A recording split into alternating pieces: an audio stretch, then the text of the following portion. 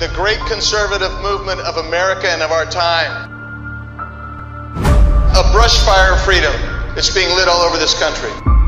We, as an irate, tireless American populace, will overcome a few radical leftists that control the levers of power today.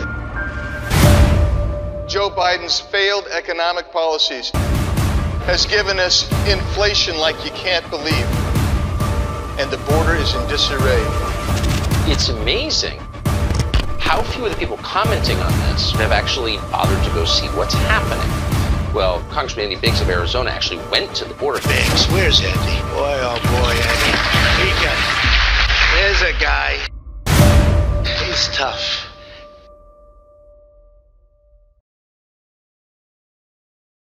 Hello, everyone. I'm Andy Biggs, Congressman from Arizona's 5th Congressional District. Welcome back to another edition of What's the Biggs Idea, our regular podcast. Today, we have a special guest. He is the chairman of the House Freedom Caucus. He represents Pennsylvania's 10th District. He serves on the Transportation and Infrastructure Committee, as well as the Foreign Affairs Committee. He is an Army veteran, but not only has he served his country as a veteran, he's a general, for mercy's sakes. And so it's my delight, my privilege to welcome a good friend, a great American, and just somebody that I look up to and have tremendous respect for, Mr. Scott Perry, Representative Scott Perry. Thanks for joining me today, Scott. Well, thank you, Andy. And, thanks for making my life easy, for setting me up with great success as Freedom Caucus chairman. Of course, I followed you, and I'm following your footsteps, and my shoes aren't nearly big enough, but I'm doing what I can. Well, you're too kind to say it, and it's a great group of men and women in the Freedom Caucus, and I will tell you, and you know this now because you've been doing it for quite a while, they'll keep you on your toes, Scott, and they'll exhaust you. Well, we're Republicans. That means we think for ourselves. We have our own ideas. We don't just do what we're told by, people in Washington, D.C. We have a habit of thinking for ourselves, using our judgment, and, of course, representing the people in the districts where we come from. And, of course, we take that whole thing about, our oath to uphold and defend the Constitution. That's kind of important to us. So that does present a problem, not usually with Freedom Caucus members, but with some other folks around Washington, D.C. Well, when you start talking about the Constitution, it brings a smile to my face, because you're right. I can't think of any other place in Congress that we so regularly discuss the Constitution as in the Freedom Caucus. Well, an example of stepping way, way, way beyond the bounds of the Constitution is the spending bills that we see in Congress. And so I wanted to touch base with you. We did something called the continuing resolution last week. And the continuing resolution is in place because Congress ignores the statutory law, which has been around for 50 years, to put out a budget. And so we voted against that. It's called a continuing resolution. It funds Congressional Democrats and President Biden's radical agenda, and we voted no. Tell us a little bit about what a CR is and why the HFC voted against it. So you're right, Andy. Of course, the continuing resolution, we know it's short by CR, is the process which Congress uses when it can't come to an agreement on the spending. So we have a top line budget. That's a number we're not supposed to spend over. Now, that's one whole story. We can talk about that if you want to, Andy. But even when you don't produce a budget, which is another story too, you still have to figure out where you're spending all the different pots of money. So one might be armed services. One might be the Department of Interior, state and foreign operations, transportation, housing and urban development. That's what we call the 12 appropriations bills. And of course, the Democrats didn't pass them this time. And since that's how we fund the federal government, then what do you do? So they do this continuing resolution. So what they're saying is, we're just going to continue spending money that we've already agreed on in the past. It's essentially what it is. And of course, they need votes in both the House and the Senate to do this. What's frustrating for us Freedom Caucus members is we look at the Biden administration using all those different pockets of money, all those different appropriations bills to destroy our country, whether it's a woke policy in the armed services, whether it's, racist, what they call racist roadways, going to tear down bridges and different roadways across the country in the transportation bill because they're racist, those kind of claims that they make. So they need, in the House, they actually don't need one Republican. They have enough of a majority that they don't need one Republican to vote for it. But in the Senate, they need at least 10 Republicans to vote for it. The fastest way to stop the Biden destroy America agenda, the leftist Democrat agenda, is to not give it any funding. So what's frustrating to Andy, me, other members of the Freedom Caucus especially, is that there are literally members of the House of Representatives and a whole bunch of senators that will vote for this stuff because the alternative is a shutdown, or there's really not any more shutdowns. I mean, we've been through these before. First of all, nobody ever loses a paycheck. They just lose it for a period of time until the government gets started again. But very few things actually shut down. And because colleagues on both sides of the aisle don't want that to happen, they'll vote on or vote for just about anything. They'll say, well, we have to fund the military. And so we have to accept these other things to get the military. So we have to accept bad things to get the things that we want. And our contention is no, we don't. The military is going to get paid. Programs are going to keep going. Is there going to be a delay of a couple of weeks? Yeah, likely. But in the meantime, Republicans have leverage over the Democrats. And we say, look, if you need our votes are going to cost something. And here's what's going to cost. You're going to stop sending people across the border illegally, flooding our country with fentanyl, flooding our country with illegal foreign nationals that should not be here, taking our jobs and creating crime in our streets, allowing the cartels to have operational control of the border. If you want us to help, if you want us to offer votes in favor of continued spending, you're going to have to change these policies because we're not going to fund these things. That's all it would be. And quite honestly, Andy, as you know, if the Democrats want to go out to the media and say, well, Republicans won't vote for this because they want to secure the border, and have NBC, ABC, CBS, CNN, MSNBC, those networks that refuse ever to talk about what's happening on our southern border and the effects across the country, to be forced to talk about that for a couple weeks, that's fine with us. We actually invite the conversations because half of America probably doesn't even know this is happening because it just goes either non-reported or underreported. Yet, even in this circumstance, we have a bunch of Republicans agreeing to vote for this just to keep everything status quo. Status quo is destroying our country, as you know, Andy. Yeah. Scott, I mean, there's so much to unpack with what you said there, because I think it was 18 Republican senators voted for that bill. You have Mitch McConnell negotiating against himself starting in August, saying we're going to pass the CR because we don't dare have a shutdown because it's an election season. I mean, you start looking at this, and I wanted to ask you this because as the head of the Freedom Caucus, we did something I thought was important to do for the Freedom Caucus. And please tell people how we communicated trying to get the Senate, both the Senate to hold firm and our own leadership. And then what did our leadership do, actually?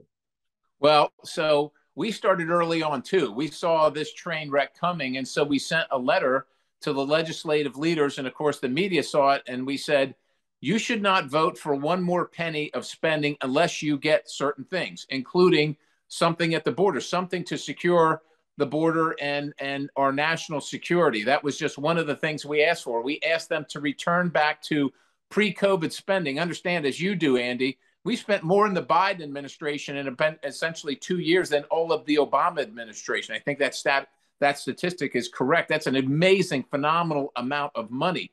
And so we want to get some fiscal sanity. We just actually asked for anything. We said, unless you get these things from the Democrats, unless you get some national security down in our border, stop the fentanyl coming in. In Pennsylvania, we've had 5,400 fentanyl deaths. That's 5,400 funerals because of what's happening at the border. It's thousands of miles away, but it still affects us in Pennsylvania. And of course, I know right in Arizona has a dramatic effect on you. So we sent letters asking them not to vote for this and to demand that the Democrats offer these things or accept the offer of Republicans for these things in exchange for a vote. And of course, there were certain senators or a few senators that agreed with us and sent their leadership, Mitch McConnell, et cetera, a similar type letter. The other thing we did was we asked the House leadership, just don't vote no, let's whip it. You understand that there's a whip in the House, that's a position and leadership, the whip. And the whip goes around and talks to members and says, how are you voting on this? And oftentimes says, we would like you to vote this way on it.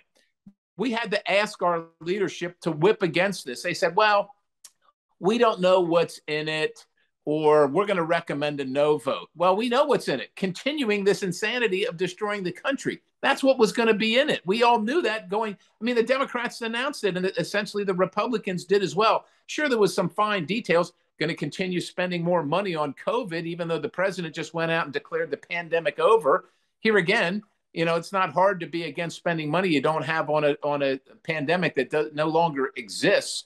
But we had to convince our leadership to whip against it. That means call up members, go to members and say, we're asking you to vote no on this for the good of the country.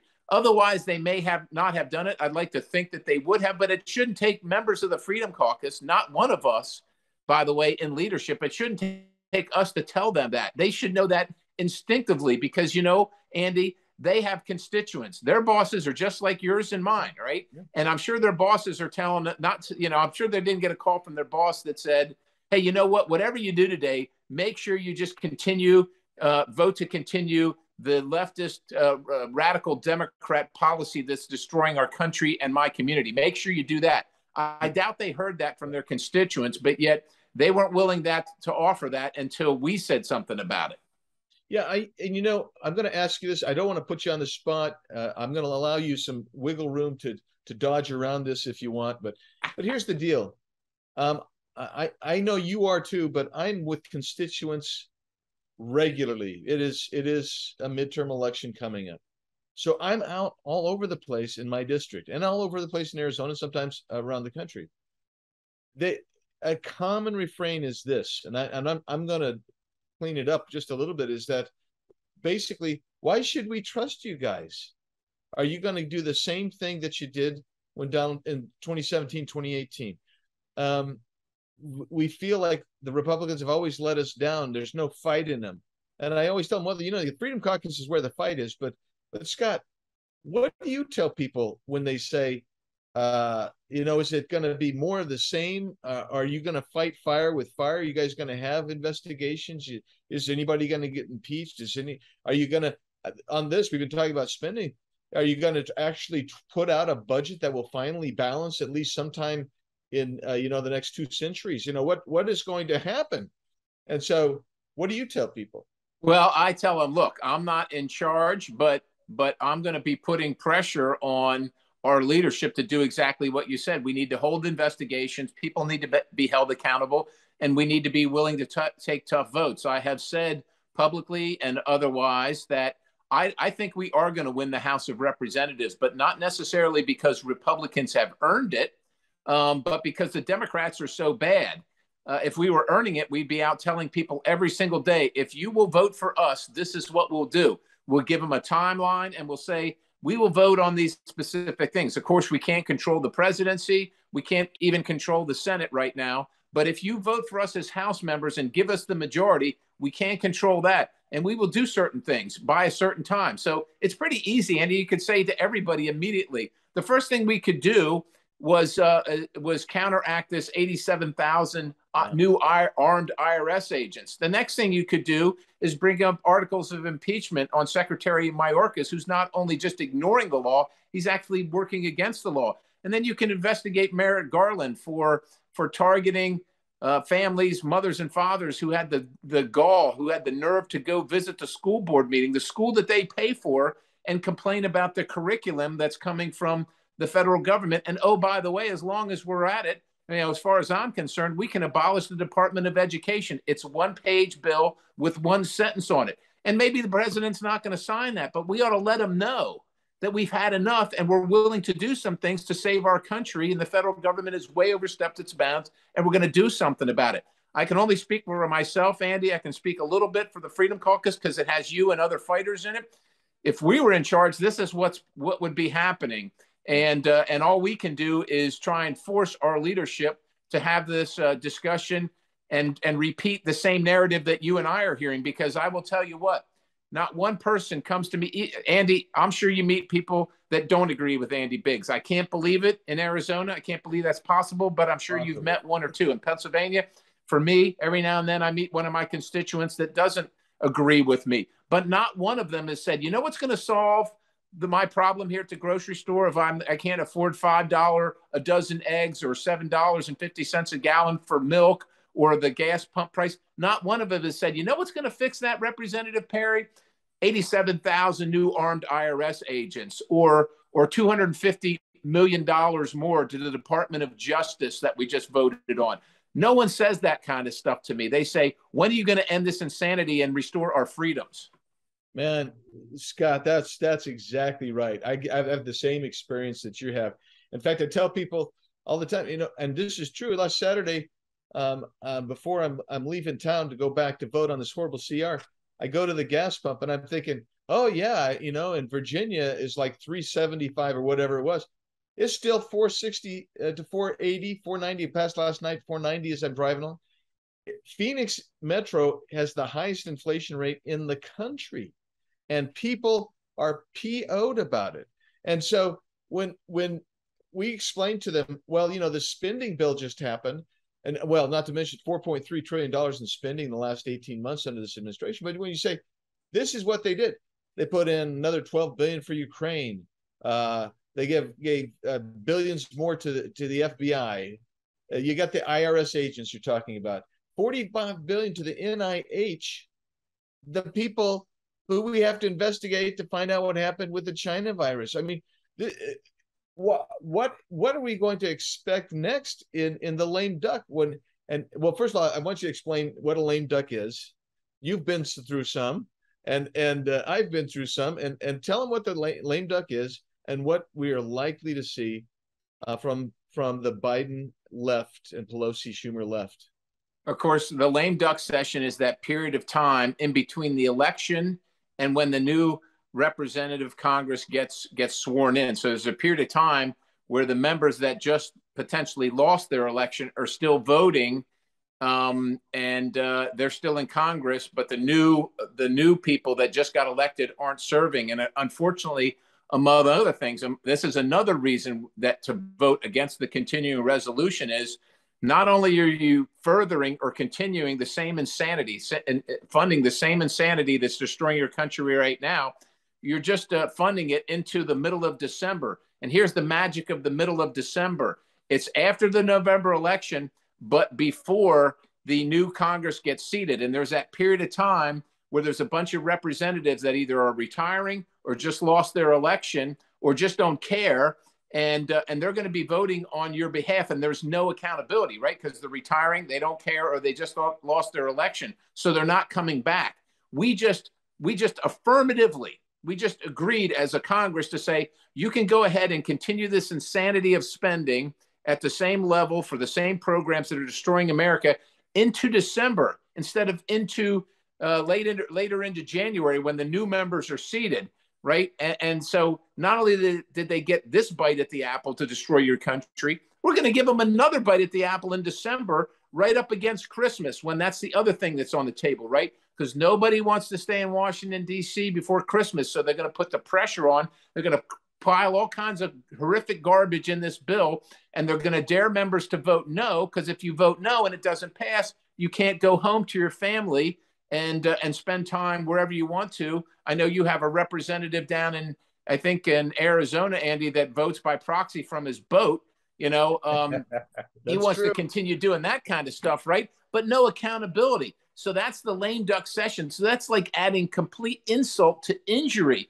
There's absolutely no way one Republican in the House or Senate should have voted for this continuing resolution just on that fact alone, because guess what, ladies and gentlemen, in about 35 or 40 days, we're going to do the whole same thing again, but there's going to be zero accountability for the votes that are cast on your behalf. You can't do anything about it. And you'll see probably even crazier stuff because there's no accountability. I mean, it's just, it's absolutely an insane way to do things. And I want to shift gears because my experience coming into the Freedom Caucus was that and to be honest with you, I did not understand the animosity of some of our colleagues towards the Freedom Caucus when I first came in, nor the lobbyists and the funding donor class. I think in reality, the Freedom Caucus, by conservatives around the country, they like us. They appreciate what we're doing. They like the fight. They know that we're in there fighting. Somebody's got to do it. But talk a little bit about the approbation those people give us versus the disapprobation that we get from the lobbyists and some of our own colleagues. You don't have to elaborate too long, but sure. Well, a lot of our colleagues, look, I truly believe that sincerely everybody ran because they knew Washington, D.C. was broken and they wanted to do something about saving it. They win their elections, they come up to Washington, D.C., and within about 3 months, they figure out what's happening there. And you got to decide what track you're on. Now, members of the Freedom Caucus are generally interested in saving the republic, no matter what happens. They're going to say what's on their mind. They're going to vote their conscience. And that's how it's going to be. But a lot of members decide, you know what, this gig in Washington's pretty good here. And if I just kind of play along with the system, I can continue to, I can become famous on TV. I can be chairman of this, ranking member of that, subcommittee chairman of the other thing. And I can get on TV and lobbyists and different people that really don't know what I'm doing in Washington, D.C. will make sure that I come back here. And so it's two separate tracks. And once you decide to go on one, you can't go on the other. Because as you know, Andy, one of the big things about Washington, D.C., it's kind of probably like a lot of state capitals. It exists to make sure we take in everybody's tax money and then distribute it to certain favored organizations or causes or whatever. And they might be worthy causes. Look, we all want to help in Ukraine. I imagine every person, Democrat, Republican, conservative, everybody in between, doesn't like what Russia and Vladimir Putin has done to Ukraine. So none of us like it. The question is, should we take all your money that you get up early for and go to work to earn to buy things and provide for your family? Should we take a portion of that and send it to Ukraine instead of right on your border, especially if you're in Arizona, where there's no national security, where you literally could have the enemy walking right across the border? And we do on some occasions, right? We have people on the foreign terrorist list coming across our country. We know because we've caught them. What we don't know is how many, because we haven't caught a lot, 500 and some thousand or something gotaways.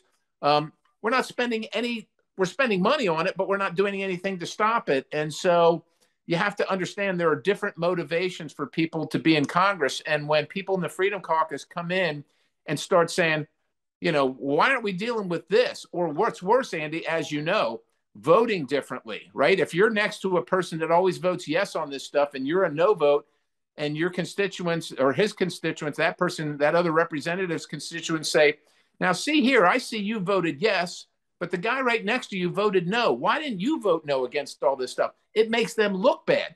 So they don't want that conversation. They don't like that contrast. The other thing, quite honestly, Andy, is that when we're making all these fights, it makes it difficult for people. People leave their homes, they go to Washington, and then they go to nice events in nice places. Washington is a very lavish town, and people like to go to dinners and so on and so forth. When you got me and Biggs in the Freedom Caucus in there, calling for recorded votes and arguing and voting no on terrible things, it draws a contrast and it takes away from the schedule of these people to go to dinner, raise money or whatever. And they don't like that, Andy. So they want to punish us. Again, we didn't go to dinners. I'd rather be at dinner with my family at home. I do this because I'm trying to save the country. So my goal, like yours, is to save the republic. Their goal oftentimes is, hey, don't rock the boat, son. You're on the boat. Just be quiet and just do what you're told, and everything's going to be fine. It's not going to be fine for the American people. It'll be fine in Washington, D.C. Yeah. Man, you really got it all there, Scott. I can't tell you. I have had people literally come up to me, get in my face, yelling at me because they had to leave a dinner early to come Me back and too. vote. It's Yep, just me like, too. well, I didn't even know that we don't vote on every bill that gets passed out of the House. I mean, I had no idea that that was the thing until I got there. That's wild. Yeah. So we had a great crop of freshmen uh, members, men and male and female, come in to the Freedom Caucus in 2020. Great crop, and they've done great and been very solid. Um, I'm looking at and I'm seeing another good crop of people coming into the Freedom Caucus this time. What are you seeing? I'm seeing the same thing, Andy. But of course, as you probably know, and maybe your constituents know this, or maybe they don't, but this is always a fight. So the Freedom, especially in the primaries, right? The Freedom Caucus is going to pick the person that's going to go to Washington, D.C. and save the Republic. But guess what? There's a lot of people in Washington, D.C. that have an interest in who comes to Washington, D.C. It doesn't matter if they come from Arizona, Pennsylvania, anywhere in the country. And of course, they weigh in financially. And so we find ourselves in battles in these primaries for the Freedom Caucus person versus the person that's going to come and take orders from leadership in Washington, D.C., as opposed to orders from their district. And that's always a battle. Excuse me. Once we get through that battle, that's the primaries. Can Then you we give me have an to get example through. of that? What's that? Give me an. I know what example you're thinking of because I know you, and I'm thinking of that example too. But tell everybody just an example. Sure. We don't have to bash anybody per se, but I Yeah. think it So is we really. had in the state of Illinois through redistricting because of the census, they lost a seat. And in redistricting, they put two currently serving representatives together, two Republicans together. You had one Freedom Caucus member and one not Freedom Caucus member. And of course, Washington, D.C., the elites, the establishment all came to the financial aid in a huge way in favor of the person that had been working as a staff member his entire career. And nice guy, very likable guy, very knowledgeable guy, but you know, not really for that kind of a district. And of course, we had the Freedom Caucus person, way outspent, way outgunned, but the Freedom Caucus person eventually won. But it took a monumental effort from us and people that support those who are trying to save the republic. We shouldn't have to go through that, right? We shouldn't have to fight that fight, but we do. Yeah, primaries are primaries, and you know, and I've told the story of having the establishment weigh in against me in my first primary. Right. You know, Scott, we're about out of time, but I want to thank you first of all. Thank you for being here with me. Thanks for your leadership in the Freedom Caucus. Thanks for your service to the country. Tell your wife and your kids thanks for sacrificing you. You know, it is a big sacrifice both when you're in the military, but it's also a sacrifice for you to continue to serve in the Congress, but also as the Freedom Caucus chairman. Because I'm not going to ask you about this, but I'm going to just mention it here. When you're in the Freedom Caucus or when you stand up, you have a mark put on your back, and Scott has a mark put on his back, and as do I. But Scott, the FBI actually chased Scott down on a family. He was on a family outing with his family, which means they knew where he was. They didn't need to interrupt it. They didn't need to frighten everybody. They didn't need to cause trouble. But I think it was 3 agents came up and confiscated Congressman Perry's phone. And frankly, I'm still outraged at that. That is absolutely over the top intimidation and harassment by the federal police apparatus. You don't have to comment on it, but I just, you know, thanks for putting up with that stuff. And I'm afraid that if we don't take action, remedial action, what I like to call constitutional disciplinary action, constitutionally permissible disciplinary action against some of these people, it will continue, and it will be not just you, not just me. They're attacking constituents in my district, have had indictments brought against them for doing something that was absolutely trivial and quite frankly misdemeanor at best. And they've been harassed and harangued, and they've spent tens and hundreds of thousands of dollars on attorneys. We're in a fight for America. It is at an existential crossroads. Scott, you're a great leader. Keep it up, and we'll get together again soon. But whatever I can do to help you out, let me know. Well, thank you, Andy Biggs. And it is a Biggs deal, the tyranny that you're talking about. And today it's me, but tomorrow it'll be you. They didn't hire 87,000 armed IRS agents to go after the owner of Amazon or Google or Facebook. They did that because they're coming after average everyday citizens. And even though the FBI said I'm not the target of an investigation, it didn't stop them from the intimidation tactics that you discussed. So we have to stay vigilant, like you said, Andy, and we cannot accept this tyranny, and there has to be a consequence for it. It starts on November 8th, and we're going to be moving forward, I sure hope, and it's going to be great to serve with you in bringing that relief to the American people. So thank you for your sacrifices too, Andy Biggs. Yeah, thanks. Congressman Scott Perry, Pennsylvania 10th District. Tell people where they can follow you, Scott. I think it's repperry.com. Just look up Congressman Scott Perry, and you're going to find me a whole host of. Don't believe all the Google articles and all the Wikipedia stuff that you read, but just if you have a question, go see Andy Biggs, and he'll tell you the real deal. That's right. Well, thanks, Scott. Thanks everybody who's tuned in, and we'll catch you next time on What's the Biggs Idea. Thank you.